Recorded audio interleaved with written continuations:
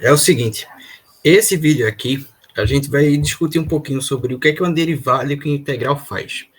Eu não aconselho para quem está começando do zero e não sabe nada de cálculo assistir esse vídeo, porque você vai se perder bastante. Esse vídeo eu recomendo para quem já passou por derivadas e por integrais, o mínimo que seja, para eu denotar aqui algumas coisinhas que elas fazem e outras que a gente percebe que elas têm relação. Então vamos lá. Começando com a derivada, geometricamente ela é representada por esse objeto aqui. O que é isso?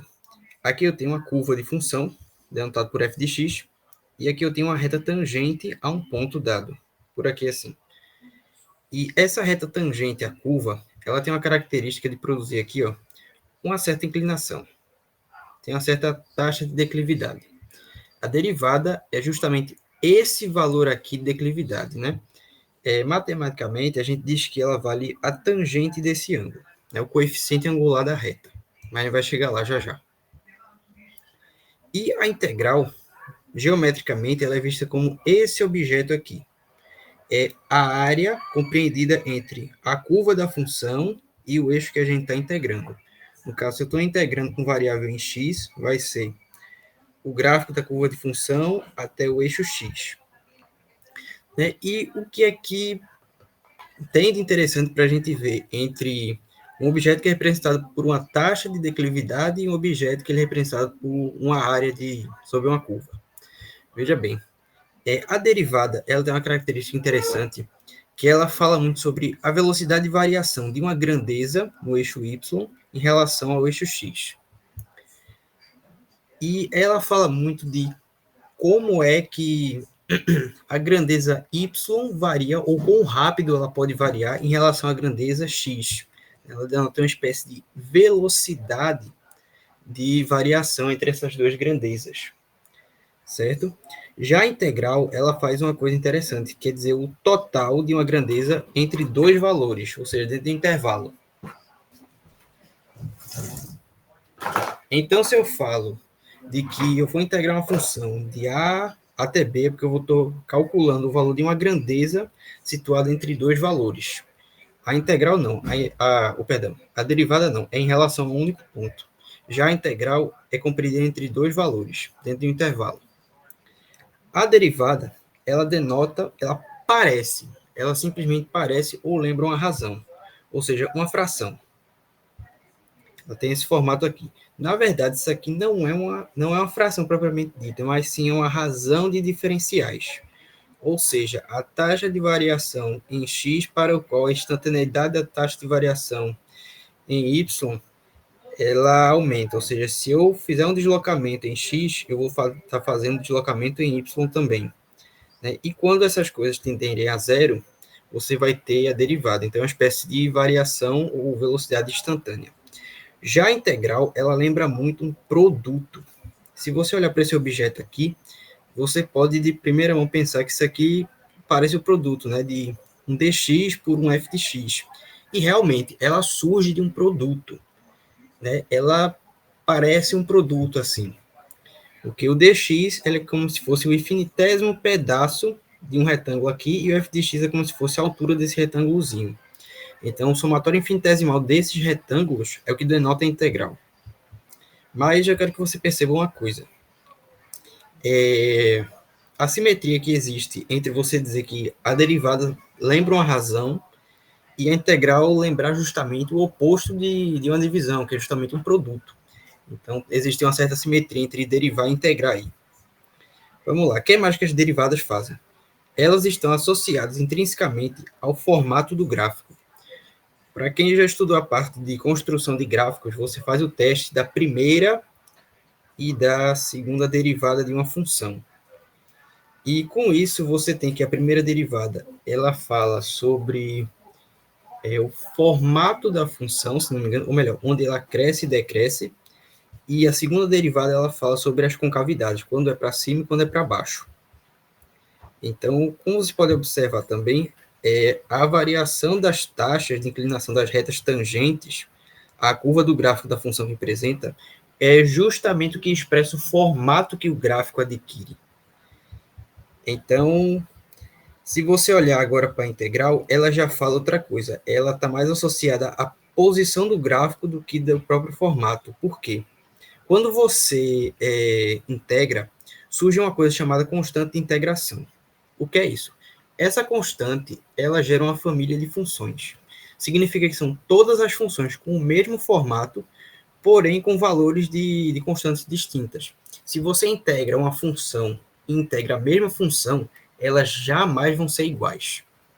Né? Teoricamente, não vão ser, por causa dessa constante de integração que surge. E por causa disso, essa constante, se você pega uma função f de x qualquer, nem que seja aqui a primitiva, originada da integração, e soma a ela um valor de uma constante, a característica que ela vai ter é de translandar verticalmente em relação ao eixo xy. Então, essas constantes de integração, diferente entre si, é que vai fazer esse gráfico ele se mover verticalmente pelo eixo XY. E, realmente, ele está associado à posição de onde você encontra o gráfico. Porque o que é que essa constante quer dizer também? Se a integral calcula uma área, o que é que essa constante quer dizer no resultado? Significa o seguinte, essa constante, por exemplo, se eu pegar essa curva aqui, significa que eu calculei essa área, porém, somado à função, digamos que a função original esteja aqui. Então, essa área, essa constante, denota como se fosse um acréscimo de área, né, da integral calculada. Então, quando você tem, por exemplo, uma constante maior que outra, é como se tivesse, entre aspas, um retângulo de área do valor daquela constante somado com a área calculada. É como se você adicionasse, né, a depender do valor dessas constantes de integração. E se você fizer o contrário, pegar uma primitiva e derivar ela, você vai ver que a constante ela some. Por quê? Porque independente de onde eu posicionar o gráfico, o formato pela derivada vai ser o mesmo. Então você observa, né, como existe essa simetria e essas propriedades em relação à derivada e integral. Elas são objetos contrários, realmente, são operações, entre aspas, algoritmos contrários. Né? Porque derivar uma integral ou integrar uma derivada é basicamente fazer nada, já que eles são objetos, digamos assim, simétricos. Né? É uma operação inversa uma da outra. E para você ver o quão bonito é a simetria que esses dois objetos têm, a integral ela é um limite tendendo a zero. Quando você faz aquele estudo por definição da derivada, você vai ter aqui uma reta secante e dois pontos, x e x mais um acréscimo de h. E quando você quer calcular a taxa de inclinação, você vai fazer o quê? Você vai pegar aqui a tangente, o cateto oposto sobre a hipotenusa. O cateto oposto, ele vai ser justamente isso aqui. Ele vai ser a imagem de f de x mais h e a imagem de x, que está aqui. Essa diferença aqui, esse desnível. E o cateto adjacente é o próprio h. No momento que você fizer o h tender a zero, ou seja, fizer esses dois pontos se aproximarem infinitesimalmente, você vai ter uma reta tangente. E aí é que vai surgir a derivada daquele ponto. Né? Então, você vê que a derivada é um limite tendendo a zero, e quando você olha para a integral, ela já é um limite tendendo ao infinito. Ou seja, é uma simetria entre o zero, que é o nada, e o infinito, que é o extremamente grande. Então, o que é a integral por definição? Ela é uma soma infinitesimal de vários retângulos, de altura f de xi, para um retângulo, e base ΔX. Quando eu faço esse somatório dessas áreas infinitesimalmente, eu obtenho a integral. Então, você observa aí que existe a simetria entre o nada e o tudo. Tanto é que o fato de eu ter dito de que a integral ela lembra um produto não é à toa, ele vem daqui. Porque quando eu fizer isso aqui, o somatório infinitesimal, o limite do somatório infinitesimal é a integral do intervalo, a f de x vira a própria função, e o ΔX é justamente o dx, ou seja, é um intervalo tão pequeno, mas tão pequeno quanto eu queira. Já se você olhar agora para a derivada, não à toa eu disse que ela lembra uma razão, porque ela vem de uma razão. Ou seja, um valor dividido por outro, quando esse aqui tende a zero. Então, portanto, A derivada ela trabalha com a ideia do infinitamente pequeno, ou seja, h, quando eu tender a zero, vai ser tão pequeno, mas tão infinitesimalmente pequeno quanto eu queira. Já a integral vai ser o infinitamente grande, vai ser a quantidade infinita de retângulos que eu vou ter para conseguir calcular essa área. E você vê que a ideia do cálculo, a invenção do cálculo, ela veio justamente com limites. O nome certo para você nomear a matéria cálculo é cálculo infinitesimal, que você trabalha agora com os infinitos. Né? Você trabalha agora com uma ideia abstrata, mas que ela tem resultados surpreendentes, que é o infinito. Seja o infinitamente grande, no caso aqui para a integral, ou o infinitamente pequeno, que seja para a derivada. As derivadas, elas fazem uma coisa interessante também, que é denotar uma dimensão d menos 1. Como assim? Na regra da potência, né, quando você trabalha com polinômios, o procedimento de derivar ele é dado por essa regra aqui. Você baixa o expoente multiplicando e subtrai da variável. Quando você faz isso, por exemplo, eu tenho aqui 2x ao cubo. Se eu derivar essa expressão, eu vou ter 6x quadrado. Você viu que ela saiu de uma dimensão cúbica e saiu para uma dimensão quadrada, ou seja, dimensão 3, pode ser, por exemplo, um volume, para uma dimensão 2, que é uma área. Então, a derivada e a integral, elas fazem isso, elas modificam as dimensões das coisas. E não à toa, se você pegar o volume da esfera, que é o 4 terços de πr ao cubo, e derivar, você vai ter 4 terços vezes 3 de πr quadrado. Quando você simplificar aqui, você vai ter 4πr quadrado, que é a área da esfera. Né? Não serve para todos os sólidos, obviamente, serve para a esfera, porque ela é regular de todos os pontos de visualização. Mas esse é só um exemplo. Não à toa, a integral de uma área é um volume, né? E tem essa simetria também. Já quando a gente fala da integral, ela faz o contrário. Se a derivada ela faz a dimensão diminuir uma unidade, a integral ela faz a dimensão aumentar uma unidade. E a regra de integração para todos os polinômios que tiver o expoente diferente de menos 1 é a mesma. Ou seja, você translada entre dimensões quando fala derivada integral. Né? Elas têm essa propriedade interessante. E vamos lá. A taxa de variação, a derivada, ela denota uma taxa de variação instantânea para aquele ponto. Certo? Ou seja, é como se fosse uma tangente imediata daquela reta. Já a integral, ela denota um somatório infinitesimal, ela trabalha com os infinitos. Então, você observa, né, que são dois objetos distintos, mas que eles fazem coisas simétricas, né? O que um faz, o outro desfaz também. Enquanto um é uma razão, o outro é um produto. Enquanto é um limite que tende a zero, ou seja, a nada, a outra é um limite que tende ao infinito, ou seja, o absurdamente grande. Uma aumenta dimensões, ou melhor, uma diminui, no caso das derivadas, e outra aumenta dimensões. Né? Se a gente for falar de polinômios, por exemplo. E para alguns exemplos do que cada um é aplicada, a gente tem aqui o uso imediato de cada um. A derivada, ela trabalha aqui com o coeficiente de reta tangente, ou seja, na equação da reta, o y igual a mx mais n, o valor da derivada naquele ponto é esse m aqui. Já a integral, ela calcula a área de curvas. Na física, a derivada ela é capaz de calcular a velocidade quando a gente derivar o espaço em relação ao tempo. E realmente, se eu digo que a derivada é uma espécie de razão, quando eu pegar a dimensão do espaço, que é metro, e dividir pela dimensão do tempo, que é segundo, eu vou ter a velocidade, a função da velocidade.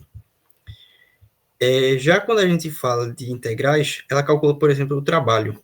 E quando eu digo que a integral ela funciona como se fosse um produto, não é à toa. Porque o trabalho, o que é? É o produto da força vezes o deslocamento que ela produz. Ou seja, a força variando ao longo da distância pela distância, ou seja, é o somatório infinitesimal da força naquele ponto vezes a distância que ele percorre. Quando eu olho para a derivada de novo, ela calcula a aceleração, e não à toa. Se eu pego a velocidade que tem dimensão metro por segundo e divido pela dimensão do tempo, que é segundo também, eu acabo com metro por segundo ao quadrado. que é a aceleração propriamente dita. Né? A derivada ela tem uma característica interessante quando deriva em relação ao tempo, porque qualquer coisa que eu derivar em relação ao tempo funciona como uma espécie de velocidade, como, por exemplo, a potência. O que é a potência? A potência ela se resume à velocidade com que eu realizo o trabalho, ou seja, o quão rápido eu faço aproveitamento de energia. Se eu olhar para a integral, eu vejo que ela é capaz de calcular a força hidrostática. E você faz com essa fórmula aqui. Você tem, por exemplo, uma chapa submersa, você calcula qual é a pressão que está exercendo lá, a área integra. Você vai ter a força hidrostática por toda a superfície da placa aqui, todo o redor dela. Na integral, a gente calcula também o centro de massa. Né? Você tem, por exemplo, uma função que ela diz, por exemplo, como é que varia a massa de um corpo ao longo da curva. Então, a integral ela serve também para calcular onde é que se encontra o centro de massa de um corpo. Né? Se ele for denotado, se o formato for denotado por uma curva de função. Se olhar agora para a derivada, ela calcula, por exemplo, cisalhamento. Cisalhamento tem outro nome, que é esforço cortante para a parte de resistência dos materiais. Né? Tanto é que o momento fletor que a gente deriva para obter o cisalhamento ou esforço cortante, que é momento? Momento é uma força vertical multiplicado pelo braço de alavanca, ou seja, a distância. Quando eu faço essa força vezes distância dividido por uma distância de forma infinitesimal, eu tenho propriamente a força aplicada, né, que é o esforço cortante daquela seção do material. Quando eu olho, por exemplo, para a integral, ela tem uma aplicação interessante, que é calcular o comprimento de curvas. E perceba uma coisa interessante, que é aquela questão que eu falei dela translandar dimensões. Essa fórmula aqui, ela vem da distância entre dois pontos. Né? Ou seja, se faz uma brincadeira interessante, que é tipo assim, você pega a fórmula da distância entre dois pontos e você faz assim, você usa a fórmula de... Não é a distância entre dois pontos, é alguma outra coisa que eu não me lembro agora. Mas, por exemplo, você usa a dimensão de coordenadas de pontos, que tem dimensão 0, e calcula alguma coisa aqui que vai ter dimensão 1, que é o comprimento. O comprimento tem dimensão 1, é unidimensional. Então, você percebe essa capacidade, né, da integral ela fazer isso. Outra coisa, por exemplo, é a área entre curvas. Você pega um objeto de dimensão n, por exemplo, e ela vira dimensão n mais 1. Né? Se você falar de grandezas lineares, você calcula uma área que é de grandezas agora superficiais. Outra aplicação, corrente elétrica, para as derivadas. Corrente elétrica é a velocidade com que a quantidade de carga varia por uma seção transversal de um fio condutor. Então, se você tem, por exemplo, uma função que descreve a quantidade de carga que está passando, carga elétrica, está passando por uma seção de fio condutor ao longo do tempo, quando você fizer isso derivar em relação ao tempo, você vai obter uma espécie de velocidade. Corrente elétrica nada mais que é isso. É uma espécie de velocidade com que as cargas elétricas fluem por uma seção de fio condutor. Já se eu olhar para a integral, ela faz uma coisa que é legal, calcular volumes. A integral da área é um volume. E perceba que a área é um objeto de dimensão 2. O volume é um objeto de dimensão 3. Então, essa translação, né, de dimensões que a integral faz, ela nos permite ter essa possibilidade. Se eu olhar aqui para a derivada, como eu falei, ela tem a vantagem da gente construir gráficos, saber o formato deles. Isso pode ser bem útil também para a gente saber, por exemplo, onde é que ocorre decrescimento, onde ocorre o ponto de máximo, um ponto de mínimo, e outras utilidades. A integral ela faz uma coisa interessante. Como ela calcula áreas, ela faz um cálculo, por exemplo, de cargas equivalentes, que isso daí é muito útil em diversos setores, como, por exemplo, a aeronáutica, que você calcula a carga de impacto de vento, construção civil, projetos mecânicos. Então, por exemplo, se você tem uma carga que ela é denotada, né? Sua variação, ela não obedece a, por exemplo, um carregamento retangular, um carregamento triangular, você pode usar Essa função aqui de carga linear, isso aqui é Newton por metro, para você calcular uma espécie de força equivalente, que é como se fosse você concentrar todos os esforços dessa carga distribuída linearmente num único ponto. Então, você consegue calcular aqui cargas equivalentes como se fosse uma única força. E isso facilita bastante quando você vai estudar a resistência dos materiais em alguma superfície, em alguma viga ou o que quer que seja, alguma estrutura. Então, pois bem, esse aí foi um resumo um pouco mais crítico de alguns pontos mais minuciosos de para que serve uma derivada, para que serve uma integral e o que é que elas realmente fazem. E o que é que a gente não vê elas fazendo também, né? E isso é interessante, porque é uma discussão tanto que filosófica sobre você falar o que é que elas transformam na natureza. Então, eu termino esse vídeo aqui.